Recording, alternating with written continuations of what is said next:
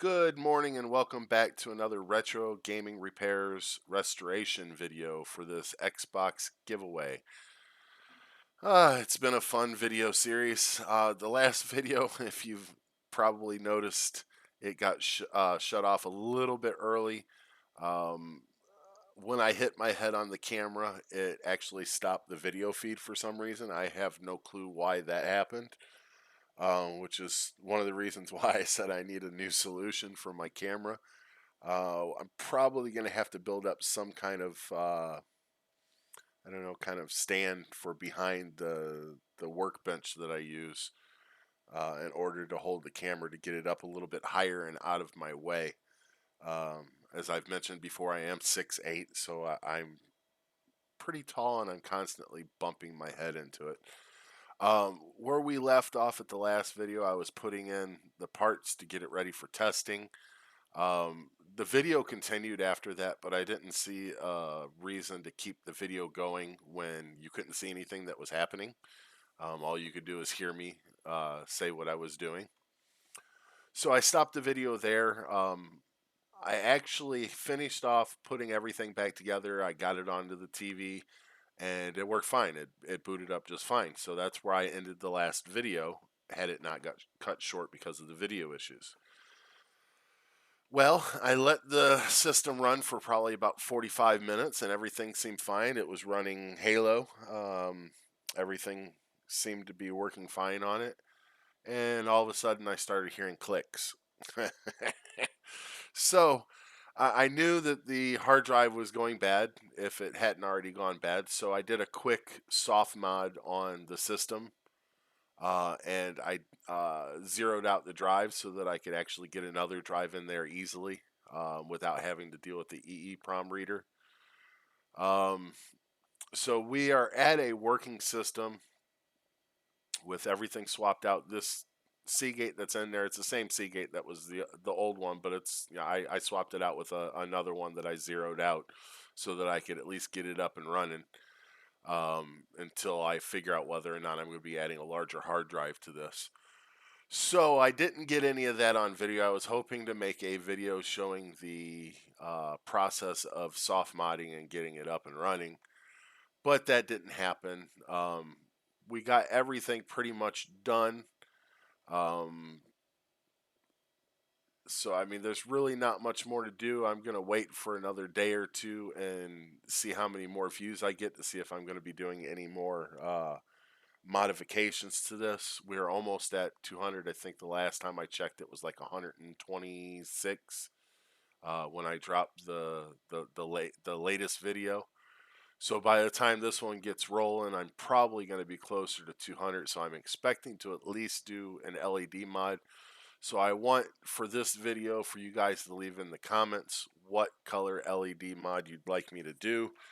I could do pretty much any of the basic colors. Let's see what I have. I have yellow, green, blue, red, white, and that's it. Yellow, green, blue, red, and white. You can let me know in the comments which one you want to see it done with.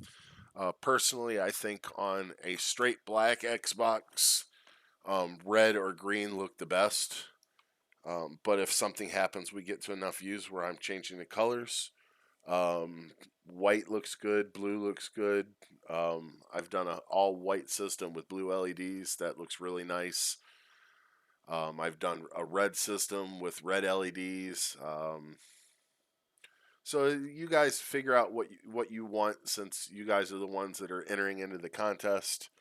And if something happens that it makes it to a paint job and you guys want the LEDs a different color, I'll do that. I don't have a problem with that. It's no big deal.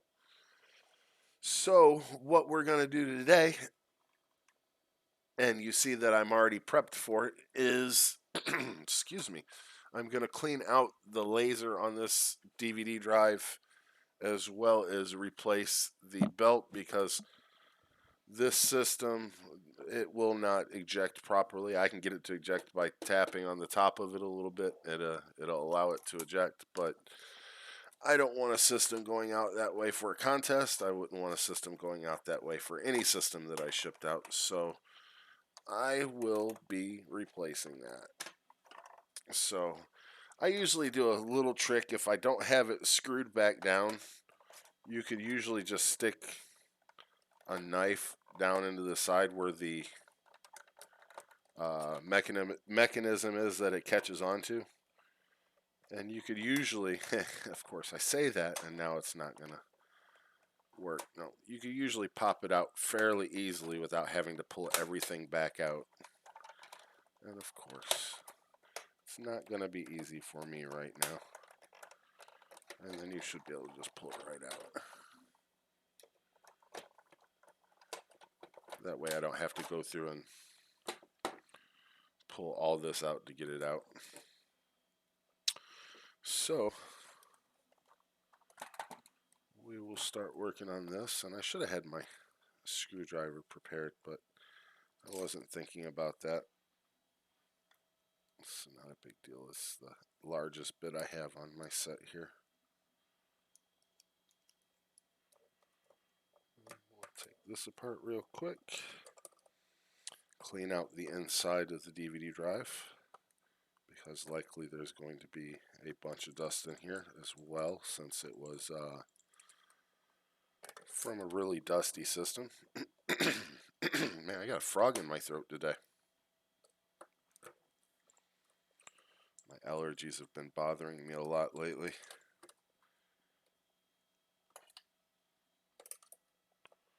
But this is a fairly simple process. It doesn't take a lot of time.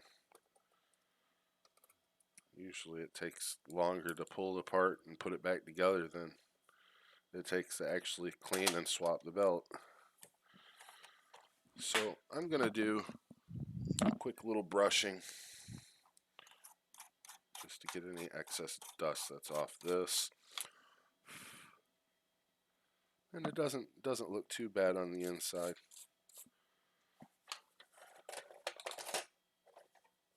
Doesn't look bad at all. The top, there's a little bit of dust around the edges. I'm going to take a little bit of rubbing alcohol and just clean that up real quick.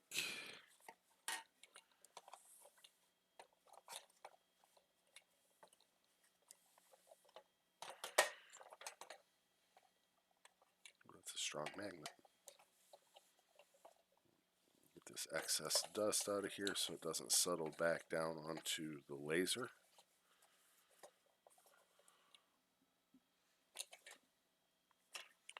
Alright, so that's done. I'm going to clean the tray up a little bit since there's dust on the tray.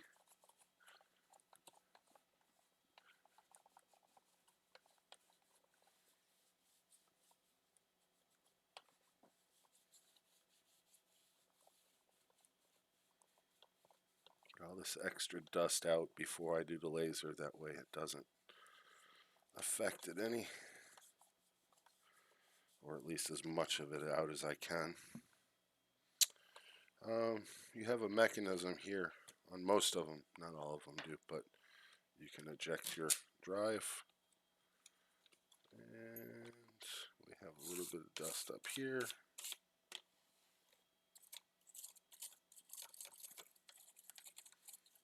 Get all this loosened up.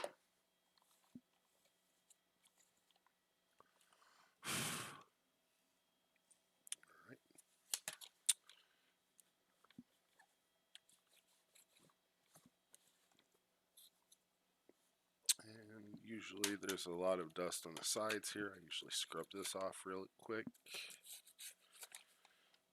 That way it keeps any extra dust from getting inside.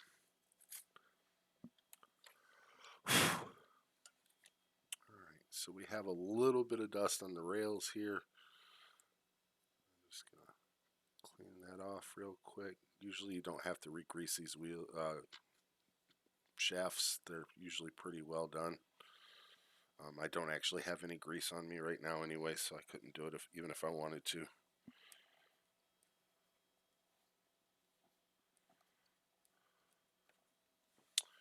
Alright, and I wouldn't recommend using anything less than 95 cleaning the laser, because the water ends up leaving a film on the the lens. It's almost like a cloud, and you want something that's gonna dry up super quick and not leave a haze. And the DVD drive, this did read, but I'm cleaning it anyways just in case. Hopefully it doesn't cause it not to read. Usually doesn't happen, but I have had one where I cleaned it and it stopped reading. So I'll clean out the little bit of extra dust here on the sides, and then we'll put it back together. Oh, gotta swap the belt.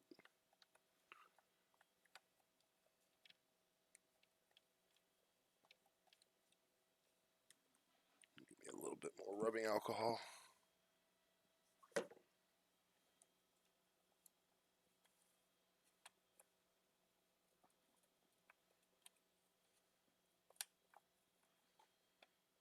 Looks pretty clean on the inside. You just want to get the majority of the excess dust out of there so that it doesn't move around too much. A little bit more down here by the belt. I'll clean that out.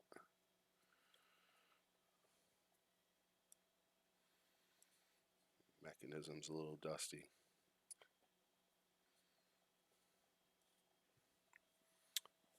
Another Q-tip.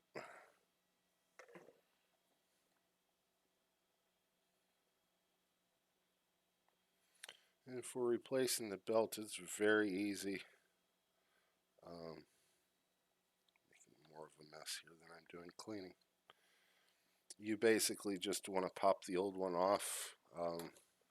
Honestly, I don't care about the old one, so I usually just use snips. If it snips, it snips. But I'm going to do another quick cleanup on that area because it's still really dusty. So I'm going to open and close while it's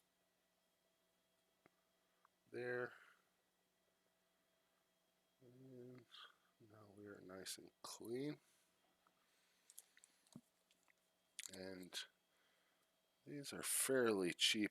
A lot of people use the boiling method for the belts, and as cheap as they are, I don't see why people would want to do that, because you're going to wind up just doing it again a couple months down the road when the belt starts to stretch again. Boiling, all it does is it shrinks it temporarily. The age of the rubber, it's not going to hold out forever. And you just slide it in there until it catches. Come on. Oh, pulled some more dust out. And then you put it around the other one.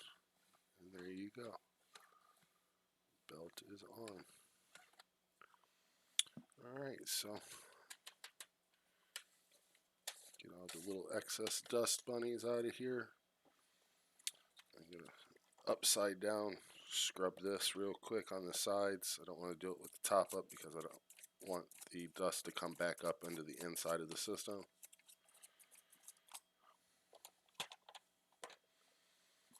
And then we are pretty much good to go with this one.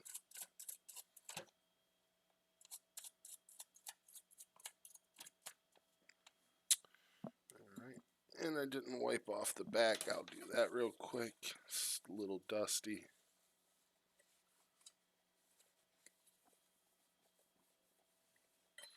And then we can put it back together.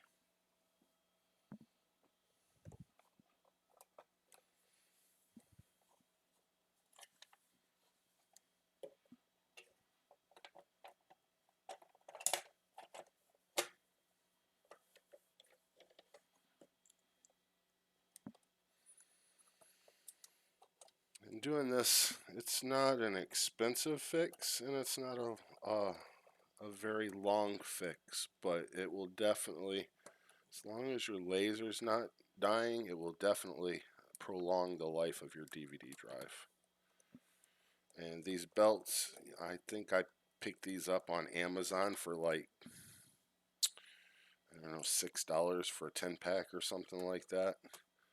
And that's with free shipping through my Prime. So it's 60 cents a piece for me. it's not worth it for me to not swap out every single one that comes across my workbench. It's just no reason to have a system that doesn't open properly.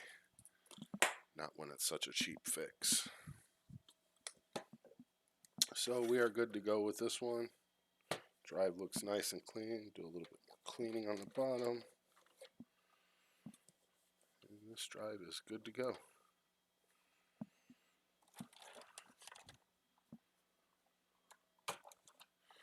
And as I was saying earlier, that little knife, it works, the knife trick, it works with screwdrivers or whatever you want to use.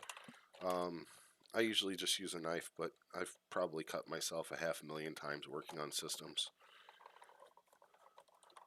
But it makes things go a lot quicker when putting systems back together, because at that point, all you have to do is find the spot, and you're back in. So everything looks good. I'm going to do one last test to make sure that it still powers up. I can never see these dang things. I need to get that top-down light in here. Only reason I haven't done the top-down light yet is because it pushes the camera width depth further towards me. And like right here is the base of the camera. And it would push it back to right here. And I'm already 6 inches away from that spot. So I'm not going to be able to get any closer with this setup that I have with a light added on. But that'll do it for this video. Let me plug this thing in and turn it on and see if it works. Let me change my TV over to the other input so that you can hear it. And let's hope we don't hear a popping sound this time. Ah, that was fun. Alright. Power. Video. And the power button. And there's your flubber sound. So we're good to go. Until the next video, like and subscribe. Make sure you leave your comment for your entry for the contest. And don't forget, let me know what kind of LED you want on here, because it looks like we're going to hit the 200 mark here soon. Thanks, guys.